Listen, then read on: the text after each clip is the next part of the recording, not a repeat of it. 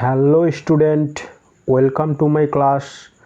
আমরা ক্লাস 11 পদার্থবিদ্যার সেমিস্টার 2 এর question answer type theory class শুরু করেছিলাম। আমাদের প্রথম অধ্যায় মহাকর্ষ। আমরা পার্ট 1 আগে ভিডিও আপলোড করে দিয়েছি। আজকে আমরা করব পার্ট 2। আমার এই ক্লাসগুলো তোমাদের ছায়া ও সাতরা বইয়ের মোস্ট ইম্পর্টেন্ট থিওরি ভিত্তিক যে কোশ্চেন অ্যান্সারগুলো হবে সেটা দুটাকেই কভার করবে। একদম মোস্ট ইম্পর্টেন্ট কম্প্যাক্ট ছায়া ও সাতরা বই এর কম্পাইলেশন হবে এই প্রশ্নগুলো। তাহলে চলো আমরা শুরু করছি পার্ট 2 এর ক্লাস। আজকে আমরা করব কোশ্চেন নম্বর 5 থেকে। কোশ্চেন নম্বর 5-এ কী বলা হয়েছে, ভূপৃষ্ঠে অভিকর্ষজ ত্বরণের রাশিমালাটি প্রতিষ্ঠা করো বা কত, এর মান উচ্চতার উপর কিভাবে নির্ভরশীল। ভূপৃষ্ঠে অভিকর্ষজ ত্বরণের মান রাশিমালাটি আগে আমরা স্থাপন করব, এরপর আমরা দেখব উচ্চতার সঙ্গে অভিকর্ষজ ত্বরণ কিভাবে পরিবর্তন হয়, তাই না? তাহলে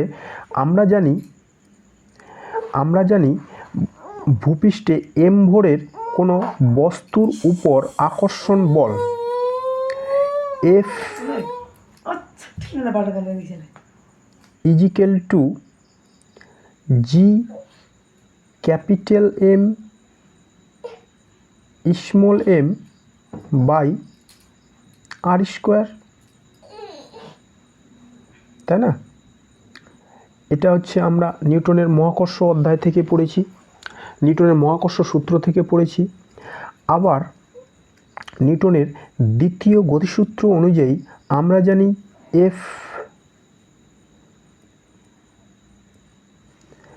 জানি F equal to M A সমান সমান ত্বরণ। আবার এটাকেই আমরা অভিকর্ষজ ত্বরণের জন্য লিখতে পারি এম জি, তাই তো? তাহলে F equal to G capital M small M by R square, আবার F equal to M G. তো অতএব আমরা লিখতে পারি M G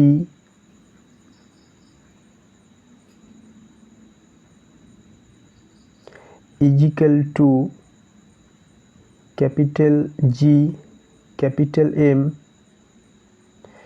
small M by R square. এই স্মল এম কেটে যাবে, অতএব G equal to capital G capital M by R square. এইটা হলো অভিকর্ষজ ত্বরণের রাশিমালা। F equal to capital M small M by R square, F equal to M F equal to M G. অতএব M G equal to G M by R square, M কেটে যাবে, তাহলে small G অভিকর্ষজ ত্বরণ সমান সমান capital G capital M by R square. Okay, এরপরে আমরা চলে যাব এর মান উচ্চতার উপর কিভাবে নির্ভরশীল। তাহলে দেখো,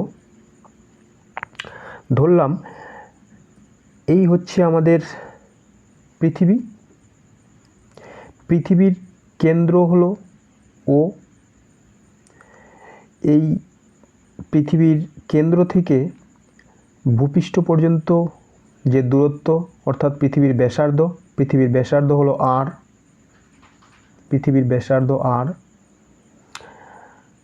এটা হচ্ছে পৃথিবীর ব্যাসার্ধ। এবং ভূপৃষ্ঠ থেকে আরও এইচ উচ্চতায় একটা এম ভরের বস্তু রাখা আছে, এই ডিস্টেন্সটা এইচ, এই বিন্দুটা হচ্ছে পি। তাহলে এখানে লেখা আছে, দেখো, মনে করা যাক ভূপৃষ্ঠে অভিকর্ষজ ত্বরণের মান জি। ভূপৃষ্ঠ থেকে এইচ উচ্চতায় অবস্থিত পি বিন্দুতে অভিকর্ষজ ত্বরণের মান ধরলাম জি ড্যাশ, এই জায়গায় অভিকর্ষজ ত্বরণের মান ধরা হলো জি ড্যাশ। পৃথিবীর কেন্দ্র ও থেকে ভূপৃষ্ঠের দূরত্ব অর্থাৎ পৃথিবীর ব্যাসার্ধ আর এবং ও পি এর দূরত্ব, কেন্দ্রবিন্দু থেকে পি বিন্দুর দূরত্ব তাহলে কত হবে আর প্লাস এইচ। ওকে, এবার আমরা জানি যেহেতু কোনো স্থানে অভিকর্ষজ ত্বরণের মান পৃথিবীর কেন্দ্র থেকে ওই স্থানের দূরত্বের বর্গের ব্যস্তানুপাতিক, তাই না? আমরা দেখেছিলাম এখনই G equal to GM, capital GM by R square, অর্থাৎ দূরত্বের বর্গের ব্যস্তানুপাতিক। অতএব G dash by G equal to capital R square by R plus H এর স্কোয়ার। জি ড্যাশ যে উচ্চতার জন্য ত্বরণ সেটা ছিল আর প্লাস এইচ, অর্থাৎ ব্যস্তানুপাতিক সম্পর্ক হলে এগুলো উল্টে যাবে, তাই না? অর্থাৎ আমাদের জি সমানুপাতি 1/r² এবং জি ড্যাশ সমানুপাতি 1/r প্লাস এইচ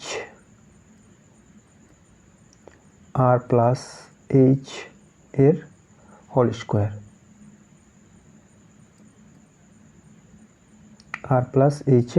স্কোয়ার, তাহলে জি ড্যাশ বাই জি আমরা পেয়ে যাব R square by R plus H এর square. G dash by G, এই আর স্কোয়ারকে আমরা একদম নিচে নিয়ে চলে আসবো, তাই না? তাহলে নিচে নিয়ে আসলে আর বাই আর করলে পাবো 1 এইচ বাই আর এর হোল স্কোয়ার। আর এই নিচের পার্টটা যদি আমরা উপরে নিয়ে যাই তাহলে এর যে পাওয়ার সেটাতে মাইনাস হয়ে যাবে, এবং দ্বিপদ উপপাদ্য ব্যবহার করলে আমরা পেয়ে যাব 1 মাইনাস 2h বাই আর। অতএব আমরা বলতে পারি G dash equal to G 1 minus 2h by R. এইটা হলো ভূপৃষ্ঠ থেকে এইচ উচ্চতায় অভিকর্ষজ ত্বরণের মান G dash equal to G 1 minus 2h by R. Okay, তাহলে আমরা এই কোশ্চেনটার উত্তর করতে পারলাম ভূপৃষ্ঠে অভিকর্ষজ ত্বরণের রাশিমালা এবং এর মান উচ্চতার উপর কিভাবে নির্ভরশীল। এই ডেরিভেশনগুলো আমাদের আসতে পারে। তাহলে আমাদের অঙ্কের জন্য যে ফর্মুলাটা মনে রাখতে হবে সেটা হচ্ছে G dash equal to G 1 minus 2h by R, এবং যদি আমাদের দূরত্বটা যদি আমাদের ভূপৃষ্ঠ থেকে যে উচ্চতায় অভিকর্ষজ ত্বরণ নির্ণয় করতে বলবে সেটা যদি ব্যাসার্ধের সঙ্গে তুলনীয় হয়ে যায় তাহলে কিন্তু আমাদের জি এর মান সেই উচ্চতায় জি এর মান নির্ণয় করতে গেলে জিএম বাই আর স্কোয়ার এই ফর্মুলা অনুযায়ী সূত্র অ্যাপ্লাই করতে হবে। ওকে, যদি উচ্চতা এইচ খুব কম হয় তাহলেই আমরা এই ফর্মুলাটা ব্যবহার করব, G dash equal to G 1 minus 2h by R. Okay, G dash is equal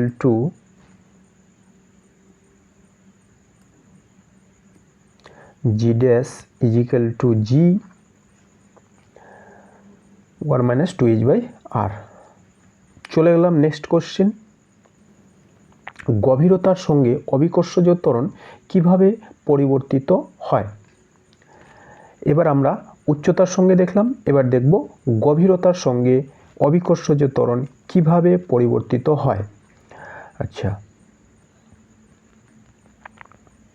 এই জায়গাটায় আমরা আবারও ধরে নেব পৃথিবীর ব্যাসার্ধ ভূপৃষ্ঠ থেকে এইচ গভীরতায় পি বিন্দুতে এম ভরের একটি বস্তু রাখা আছে। ফলে ওই বস্তুটি শুধুমাত্র r-h অভ্যন্তরীণ গোলকের জন্য বল অনুভব করবে, বাইরের খোলকটির জন্য কোনো বল অনুভব করবে না। অর্থাৎ আমরা এরকম মনে করতে পারি যে আমাদের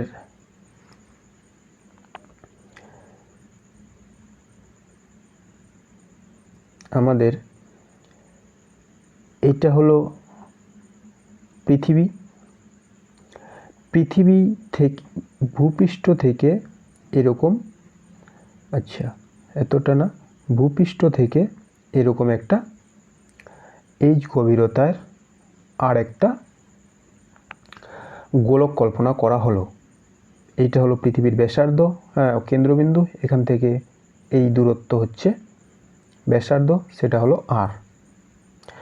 এবং এই রকম অবস্থানে আমরা এম ভরের বস্তুটা রেখেছি।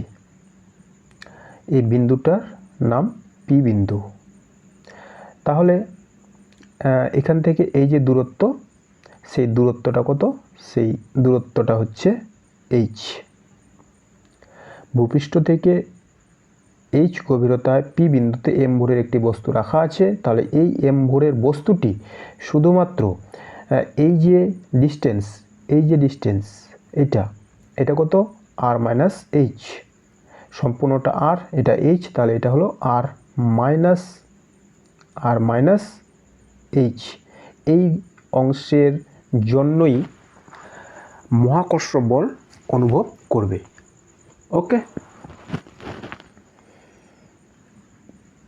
তাহলে আমাদের এই অংশে আগে মহাকর্ষ সূত্র ব্যবহার করে আমরা বের করে নিব কি পরিমাণ বল এই আমাদের যে এম ভরের বস্তুটি এইখানে অবস্থিত তার উপর প্রযুক্ত হবে, তাই না? আগে আমরা বের করে নিই এই অংশে কি পরিমাণ বল প্রযুক্ত হচ্ছে, তারপরে আমরা F =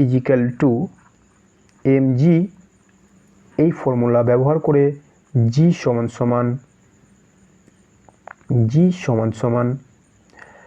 F/m এই সূত্র অনুযায়ী h গভীরতায় অভিকর্ষজ ত্বরণ নির্ণয় করব। ওকে, তাহলে আমরা প্রথমে এই এম ভরের বস্তুটি এই r-h ব্যাসার্ধের গোলকের জন্য কি পরিমাণ মহাকর্ষ বল অনুভব করবে আগে সেটা বের করব। চলো, এবার কি করতে হবে তাহলে? তার জন্য আমাদের প্রথমেই দেখে নেব অভ্যন্তরীণ গোলকটির যে আয়তন। আমরা জানি আয়তন V = 4/3 পাই r³ ব্যাসার্ধের কিউব। তাহলে অবশিষ্ট অংশের যে ব্যাসার্ধ সেটা ছিল r-h, তাই 4/3 পাই r-h এর কিউব। এবার ওই অভ্যন্তরীণ অংশের ভর আমরা জানি, ভর = আয়তন ইন্টু ঘনত্ব। তাহলে আয়তন হচ্ছে 4/3 পাই r-h এর কিউব, রো দিয়ে গুণ করলে আমরা ওই অংশের ভর পেয়ে যাব। এবার আবার পৃথিবীর যে ঘনত্ব, রো, পৃথিবীর ভর বাই পৃথিবীর আয়তন, রো = m/4/3 পাই r³। এই রো এর মানটা আমরা এখানে ইনপুট করে দিলাম 3m, এই 3টা উপরে চলে যাবে, 3m/4 পাই r³। এবার যদি আমরা কিছু ক্যালকুলেশন করি, 4 পাই কেটে যাবে, 4 পাই কেটে যাবে, আবার এই 3 কেটে যাবে। তাহলে কি থাকছে এখানে? m r-h এর কিউব বাই r³, এই পার্টটা থাকছে। ওকে, তারপরে আমরা দেখব এম ভরের বস্তুটির উপর ক্রিয়াশীল অভিকর্ষজ বলের পরিমাপ। তাহলে F = কি? এবার আমরা ব্যবহার করব কি অভিকর্ষজ বল নির্ণয় করার জন্য মহাকর্ষ সূত্র। F = যে আর মাইনাস এইচ ব্যাসার্ধের গোলক ছিল তার ভর, আর যে বস্তুটি আছে এম ভরের বস্তুটি, স্মল এম ভরের বস্তুটি তার ভর, এবং তাদের মধ্যে মধ্যবর্তী দূরত্ব আর মাইনাস এইচ তার whole square, F equal to G capital M small M by R square. এটাই ছিল আমাদের মহাকর্ষ সূত্র, তাই না? এবার এই যে আমাদের এম ড্যাশ যার মান আমরা বের করেছি, M dash equal to M R minus H এর কিউব বাই আর কিউব, এই ভ্যালুটা আমরা এইখানে বসিয়ে দিলাম, তাই না?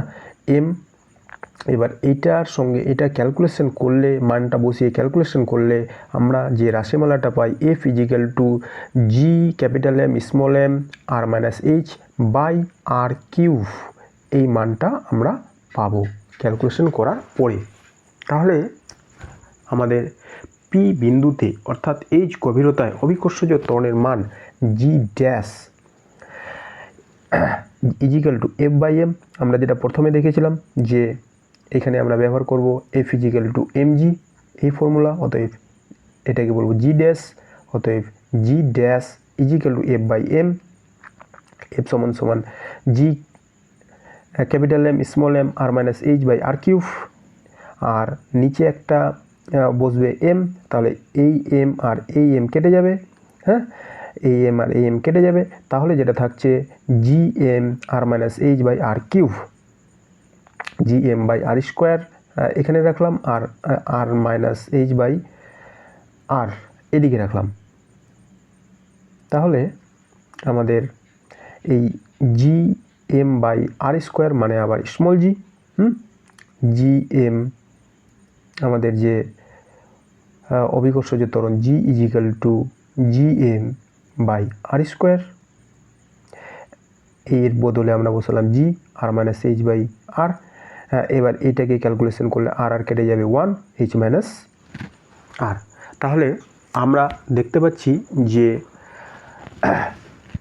ভূপৃষ্ঠের এইচ গভীরতায় যে অভিকর্ষজ ত্বরণের মান জি ড্যাশ, সেটা আমরা কত পেলাম, G equal to 1 minus H by R. আর ভূপৃষ্ঠ থেকে এইচ উচ্চতায় কত পেয়েছিলাম, সেখানে পেয়েছিলাম G dash equal to G 1 minus 2h by R, 2h by R, আর এখানে পেলাম G dash equal to 1 minus H by R. Okay, তাহলে আমাদের কোশ্চেন নম্বর 6 কমপ্লিট।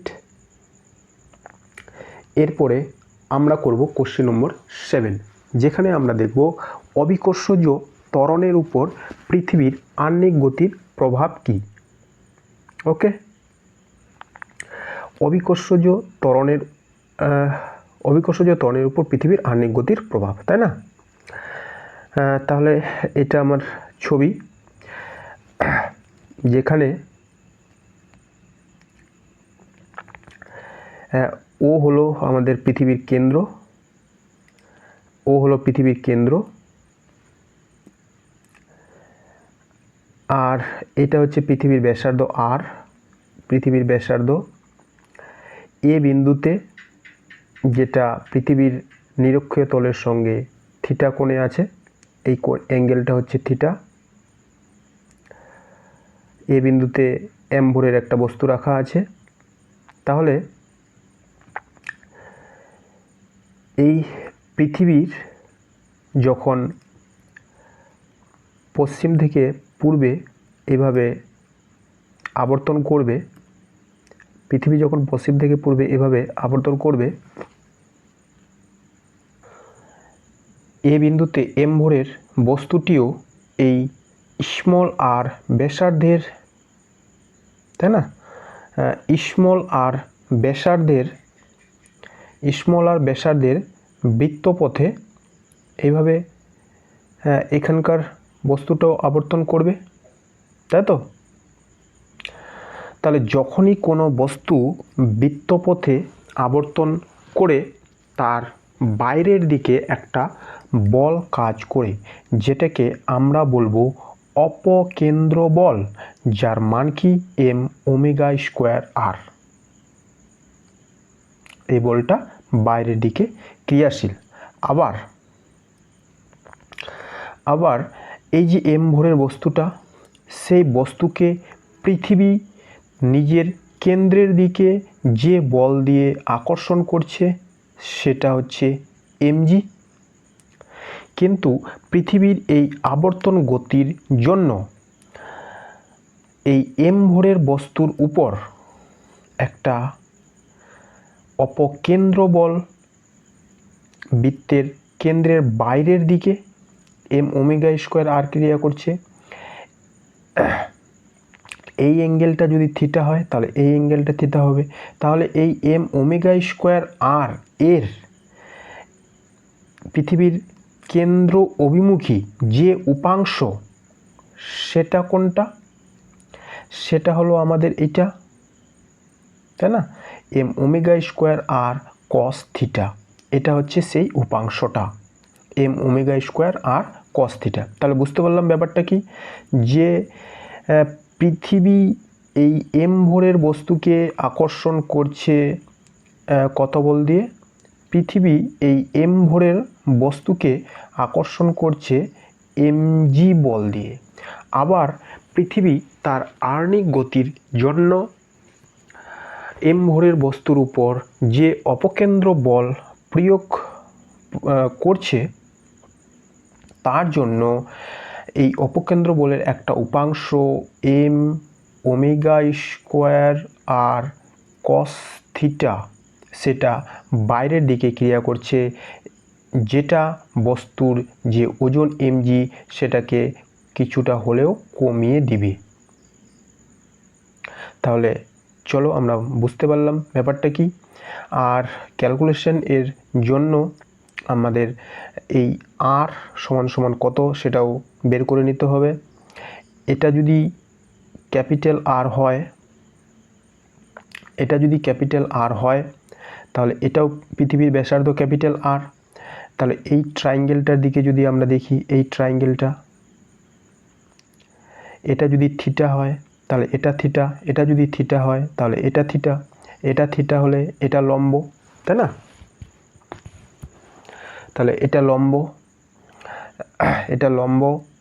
এটা ভূমি, এটা অতিভুজ। তাহলে আমাদের এই জায়গায় যদি আমরা কস থিটা ব্যবহার করি, ভূমি বাই অতিভুজ আর বাই ক্যাপিটাল আর, অতএব small R equal to capital R cos theta, এটা আমরা পেয়ে যাব। তাহলে আমাদের ক্যালকুলেশনটা একদম কমপ্লিট হয়ে যাবে। চলো এবার দেখি কীভাবে ক্যালকুলেশন করা হয়েছে, কি লেখা আছে আগে দেখে নিই।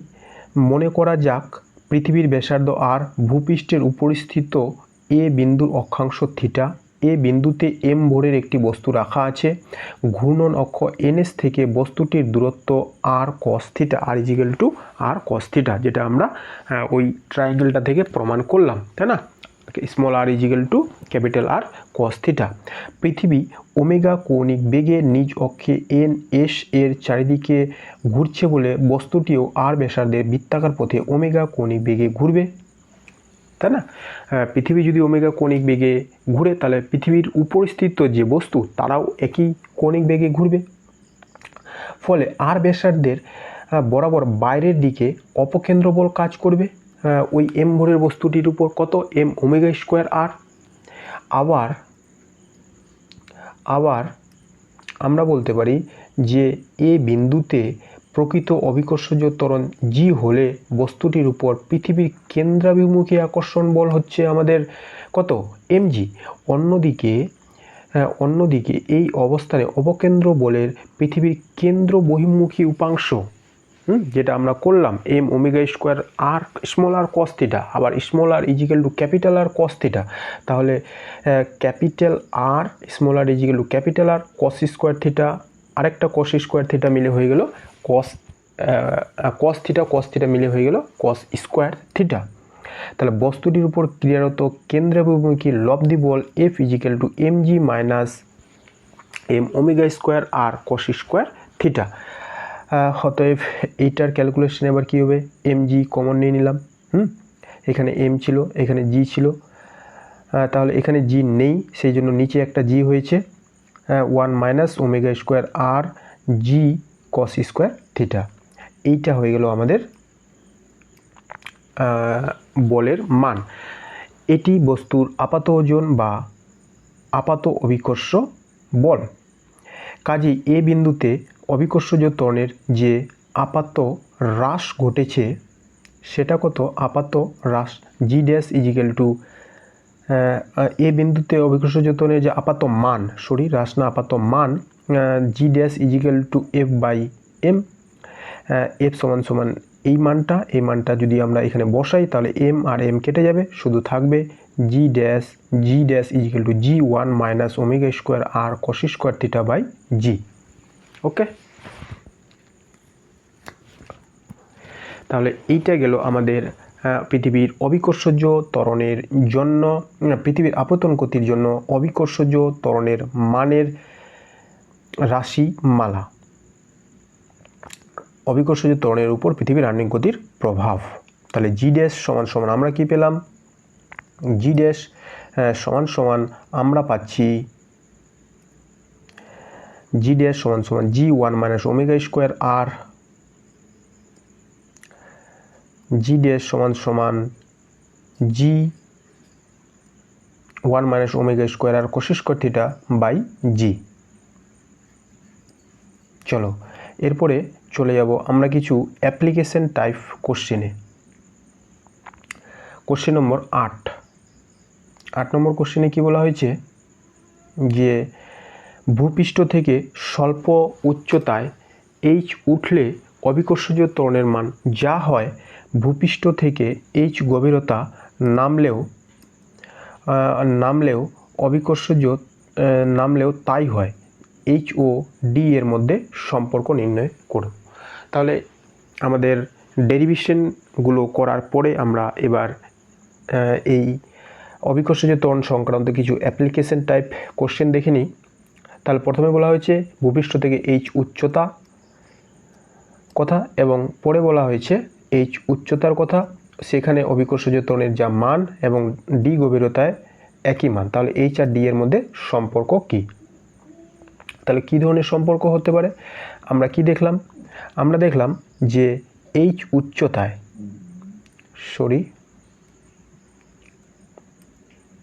আমরা দেখলাম যে H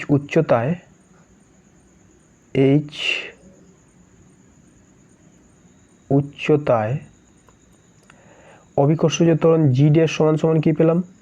G 1 minus 2h by আর, এটা পেলাম। এবং ডি, আচ্ছা এখানে ডি গভীরতার কথা বলা হয়েছে, ডি গভীরতায়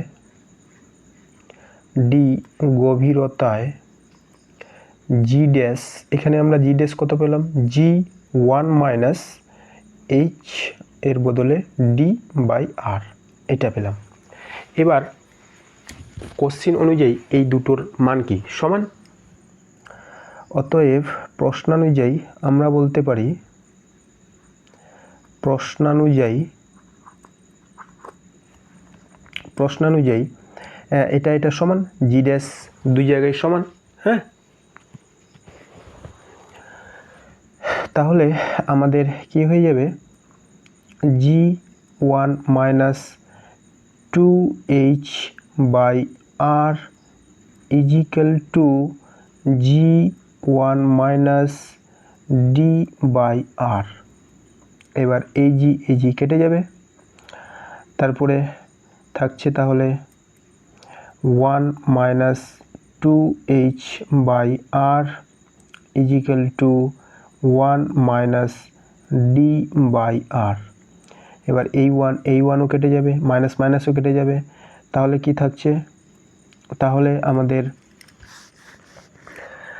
নিচে আবার আরও কেটে যাবে। অতএব ডি ইজিক্যাল টু 2h, এইটা হচ্ছে আমাদের উত্তর, ডি ইজিক্যাল টু 2h, তাই না?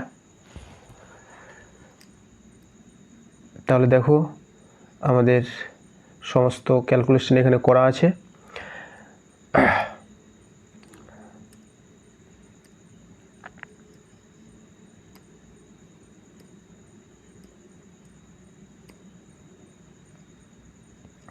আচ্ছা, এইচ গভীরতায় G1 equal to G1 minus 2H/R, D গভীরতায় G2 equal to G1 minus D/R, প্রশ্নানুযায়ী G1 ইজিক্যাল টু G2। অতএব এই দুইটা সমীকরণ সমাধান করে আমরা পেলাম D ইজিক্যাল টু 2H। খুব ইম্পর্টেন্ট কোশ্চেন। চলো এরপরে আমরা চলে যাই কোশ্চেন নম্বর 9। এবার 9 নম্বর কোশ্চেনে কী বলা হয়েছে? 9 নম্বর কোশ্চেনে বলা হয়েছে পৃথিবীতে আর ব্যাসার্ধের গোলক ধরে নিলে, আচ্ছা এটা হবে পৃথিবীকে আর ব্যাসার্ধের গোলক ধরে নিলে কত উচ্চতায় অভিকর্ষজ ত্বরণের মান ভূপৃষ্ঠের মানের অর্ধেক হবে? পৃথিবীকে আর ব্যাসার্ধের গোলক ধরে নিলে কত উচ্চতা অভিকর্ষজ ত্বরণের মান ভূপৃষ্ঠের মানের অর্ধেক হবে, এটা বের করতে বলা হয়েছে, তাই না? এটাও সিম্পল কোশ্চেন। কত উচ্চতাটা এইচটা আমাদের বের করতে হবে যখন অভিকর্ষজ ত্বরণের মান বর্তমান অভিকর্ষজ ত্বরণের মানের কত অর্ধেক। আমরা জানি জি ইজিক্যাল টু কি, জি ইজিক্যাল টু GM/R², এবং এইচ উচ্চতায় অভিকর্ষজ ত্বরণ জি ড্যাশ হলে জি ড্যাশ সমান সমান কী হবে? GM/R প্লাস এইচের হোল স্কোয়ার। এবং এই জি ড্যাশ হয়ে গেল অভিকর্ষজ ত্বরণের কত? হাফ, জি ড্যাশ ইজিক্যাল টু G/2। তারপরে তাহলে আমরা দেখলাম জি ড্যাশ ইজিক্যাল টু একবার এটা G dash equal to GM/R plus এইচের হোল স্কোয়ার, আবার G dash equal two G/2। তাহলে আমরা এটা এখান থেকে পাই GM equal to R plus এইচের স্কোয়ার,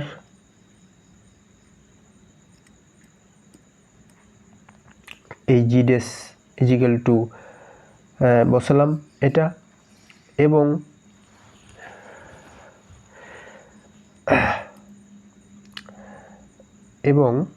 আমরা জি ড্যাশ আবার G/2, এই জি এর মান যদি এইখানে বসাই তাহলে আমরা পেয়ে যাব GM/2R এর whole square. G dash equal two এদিকে বসালাম এটা, আবার G dash equal two G/2, আবার জি ইজিক্যাল টু GM/R², এই সবগুলো বসিয়ে GM এখানে কেটে যাবে। তাহলে R plus H square equal 2R square, square দুদিক থেকে তুলে দিলাম, তাহলে স্কোয়ার দুদিক থেকে তুলে দিলে এটা হয়ে যাবে √2। অতএব এইচ ইজিক্যাল টু ক্যালকুলেশন করলে আমরা পাবো এরকম একটা মান। ওকে,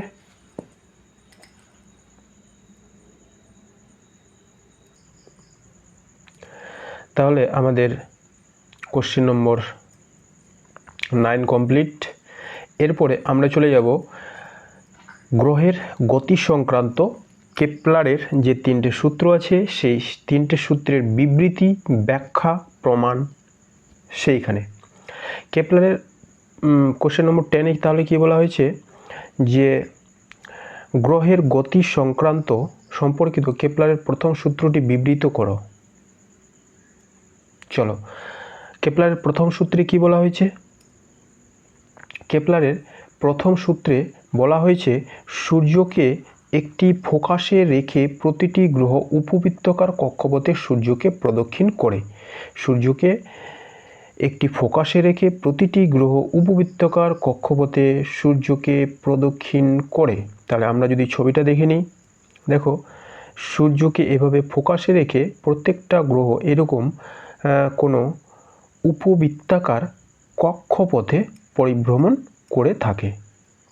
ঠিক আছে, এই যে উপবৃত্তাকার কক্ষপথ, তার এই যেটা বড় ব্যাস, এটা হচ্ছে কেন্দ্রবিন্দু, এটাকে বলা হয় পরাক্ষ এবং এটাকে বলা হয় উপাক্ষ। ফোকাস এখানে একটা হতে পারে, এখানে একটা হতে পারে, দুটো ফোকাস, এবং এই উপবৃত্তাকার কক্ষপথের এই যে রেখা সেটাকে আমরা বলবো ডাইরেক্ট্রিক্স, এবং এই ডাইরেক্ট্রিক্স থেকে ও থেকে এফ এর দূরত্ব এবং এ আর বি এই দুটো বিন্দুকে আমরা বলবো ভার্টেক্স এবং এ ও এর দূরত্ব। এই যে দূরত্ব তার অনুপাতকে বলা হয় ইসেন্ট্রিসিটি। উপবৃত্তের উৎকেন্দ্রতা E equal to S O by A O. S O, হ্যাঁ, অর্থাৎ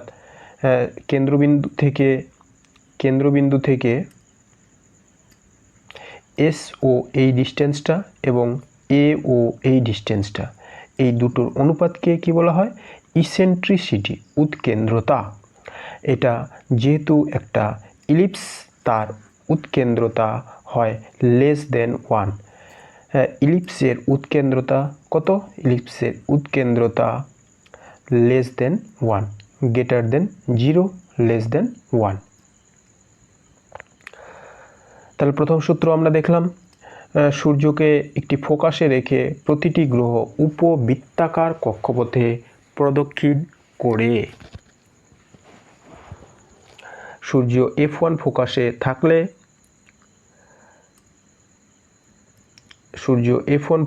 থাকলে সূর্যের সর্বনিম্ন দূরত্ব AS একে অনুসুর অবস্থান এবং সূর্য সর্বাধিক দূরত্ব BS একে অপসুর অবস্থান বলে। আচ্ছা, এরকম কোনো কিছু নেই, আমরা এই উপবৃত্তাকার কক্ষপথটার ব্যাখ্যাটা দেখে নিলাম, ইসেন্ট্রিসিটি দেখে নিলাম। এরপর আমরা চলে যাব কোশ্চেন নম্বর 12। গ্রহের গতি সংক্রান্ত কেপলারের দ্বিতীয় সূত্রটি বিবৃত করো এবং প্রতিষ্ঠা করো। এবার দ্বিতীয় সূত্রের ব্যাখ্যায় কেপলার কি বলেছেন? সূর্য ও যে কোনো গ্রহের সংযোজক সরলরেখা অর্থাৎ দূরক সমান সময়ের অবকাশে সমান ক্ষেত্রফল অতিক্রম করে থাকে। এবার এই দ্বিতীয় সূত্রটি আমাদের প্রমাণ করে দেখাতে হবে, তাই না? এখানে বলা হয়েছে সূর্য ও কোনো গ্রহের সংযোজক সরলরেখা অর্থাৎ দূরক সমান সময়ের অবকাশে কি করে সমান দূরত্ব অতিক্রম করে থাকে। তাহলে আমরা ধরে নেব যে সূর্য ও যে কোনো গ্রহের সংযোজক সরলরেখা দূরক, এটা হচ্ছে তার দূরক। সেই দূরকটা ডেল্টা টি সময়ে, এই ডেল্টা টি সময় বি থেকে এ বিন্দুতে এসেছে, তাই না? কোন দিক থেকে কোন দিকে এসেছে দেখে নিই একবার কি লেখা আছে। ধরা যাক, আচ্ছা, এইখান থেকে দ্বিতীয় সূত্রের প্রমাণটা শুরু হয়েছে। ধরা যাক একটি উপবৃত্তাকার কক্ষপথে ডেল্টা টি সময় এ থেকে বিতে গেল। আচ্ছা, এ থেকে বিতে গেল এবং এর অবস্থান ভেক্টর আর। ডেল্টা টি সময় এ থেকে বিতে গেল। তাহলে এই ডেল্টা টি সময়ে একটা গ্রহ উপবৃত্তাকার কক্ষপথে ডেল্টা টি সময়ে এ পয়েন্ট থেকে বি পয়েন্টে গেল এবং এই যে আমরা এ থেকে বিতে গেলাম, এই যাত্রাপথটা খুব বেশি না, ক্ষুদ্র পথ নিলাম যাতে এখানে ক্ষুদ্র অ্যাঙ্গেল উৎপন্ন হয়। ডেল্টা থিটাটা কী হবে? ক্ষুদ্র হবে। তাহলে এটা থিটা যদি ক্ষুদ্র হয়, ক্ষুদ্র থিটার ক্ষেত্রে আমরা বলতে পারি S is equal to R theta, তাই না? এই যে বৃত্তচাপ, সেই বৃত্তচাপের ফর্মুলা আমরা ব্যবহার করতে পারি S is equal to R theta.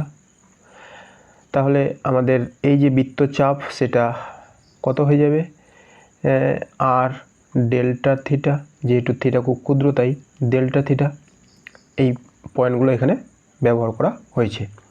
তাহলে ওই একটা ত্রিভুজের আকৃতি পাবো আমরা, এই একটা ত্রিভুজের আকৃতি যার এই অংশটা হচ্ছে আর থিটা, আর আমাদের এটাকে বলতে পারি দূরক, এটা হচ্ছে দূরক আর। ওকে,